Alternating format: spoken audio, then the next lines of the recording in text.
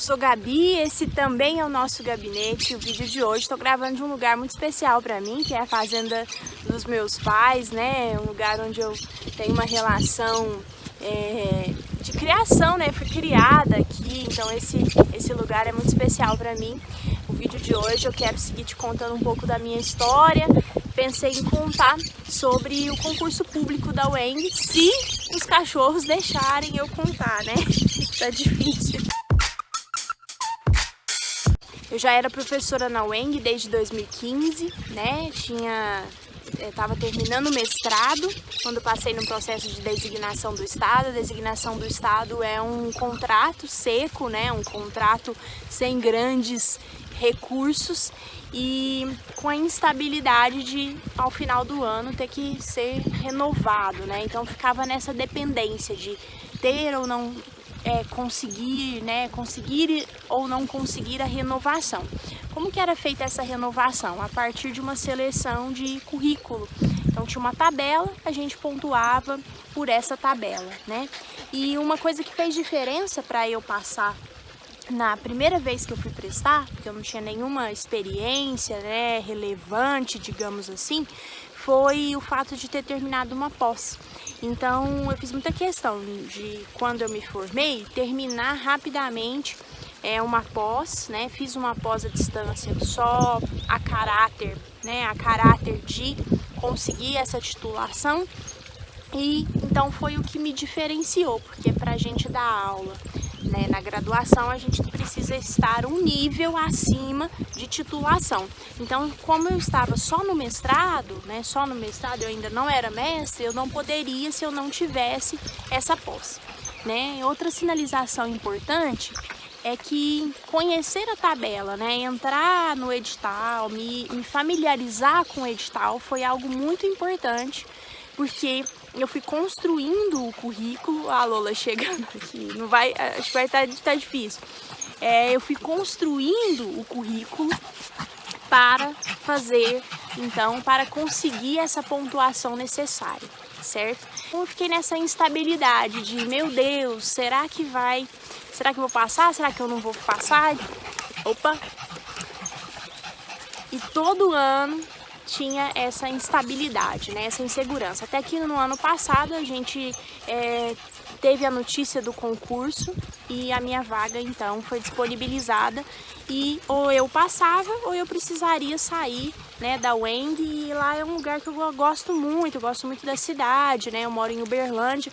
Tuiutaba fica a 130 quilômetros da minha cidade e eu gostava muito de quebrar a semana, digamos assim, né? De ir, das pessoas, dos alunos, do clima, não da cidade, porque é muito quente, mas do clima da universidade. Isso para mim era muito importante.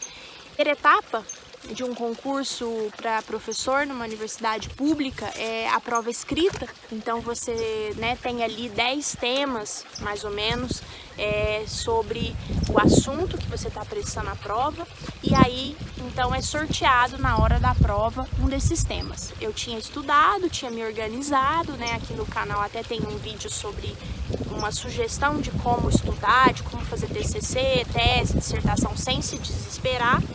Eu tinha estudado, tinha preparado os textos, né? Escrito os textos, os 10 textos.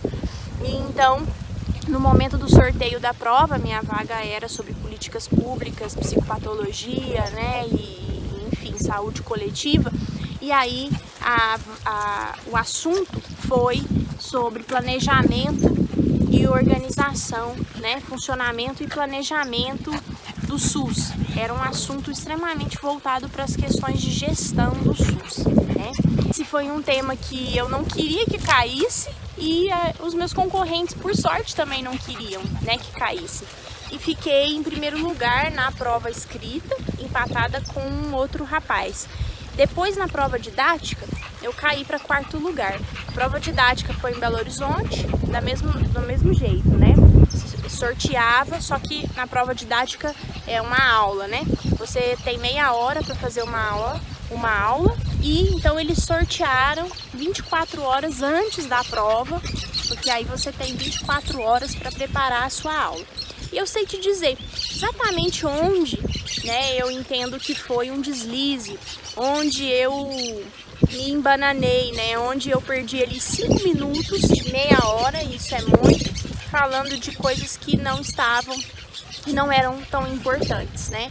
Eu levei uma maquete do sistema de saúde de Ituiutaba, porque o assunto que caiu na prova didática, ao contrário da prova escrita, foi muito interessante, porque era psicologia no sistema público, né, as contribuições da psicologia no SUS.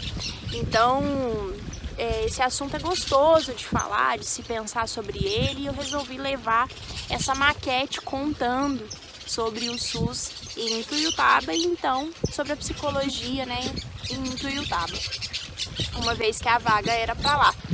Mas as concorrentes deram aulas, né, melhores, digamos assim, do que eu.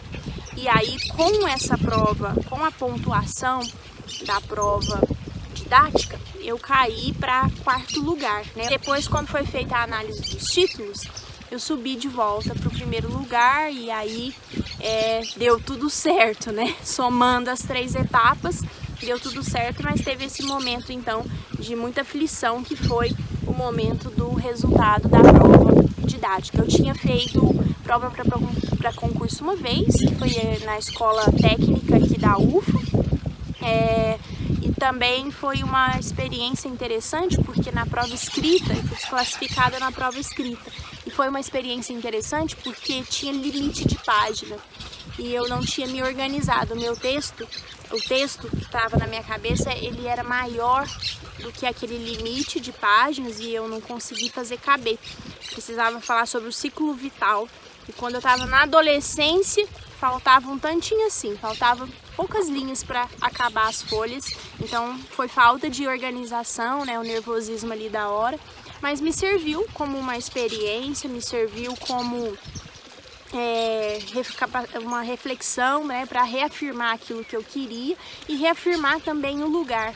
Porque quando a pessoa, às vezes, ela sonha com um concurso para dar aula, ela sonha com um concurso público, mas o que acontece nas universidades federais, né? Elas têm a dedicação exclusiva e só depois de 3 anos, né, depois do estágio probatório, é que você abre mão da dedicação exclusiva. Então, quem tem consultório, quem segue o consultório nesse período, ele corre um risco, ele está fazendo algo que é ilegal, né? E na UENG não, porque na Universidade do Estado não é dedicação exclusiva. Eu tenho um contrato, eu cumpro as minhas horas, né? Dou as minhas matérias, ajudo na gestão do curso, mas não tenho essa obrigatoriedade da exclusividade. Então, por isso eu posso tocar outros projetos, né? Posso seguir no consultório. É mais rentável, né? No momento, o que é mais rentável é o consultório. Mas eu entendo assim que para mim é importante ter esse contato na universidade, porque eu gosto muito de dar aula, né? É um vínculo importante de produção também de conhecimento, de ajudar a psicologia, de ajudar a psicologia a caminhar, né? E também porque me oferece ali uma certa estabilidade, pensando que é um concurso que aconteceu na cidade onde eu gosto, né? No curso onde eu gosto, no curso que a gente foi trabalhando e construindo, né? Montamos uma grade nova, então provavelmente ano que vem as matérias já serão a partir do projeto pedagógico novo do curso. Então isso tudo somando, tem muitas vantagens, sobretudo essa, né, de gostar muito de estar em sala de aula. E que bom que a gente pôde ampliar a sala de aula para cá, né, pro YouTube e lá pro Instagram. Deixa o seu like aqui, me diga o que você achou desse vídeo, se ele contribui com você. Um beijo em todo mundo, a gente se vê quarta-feira na videoaula. Beijão! Satisfação pelo clique, fake, à vontade, critique. Não é então só com repeat. Tamo aguardando o convite.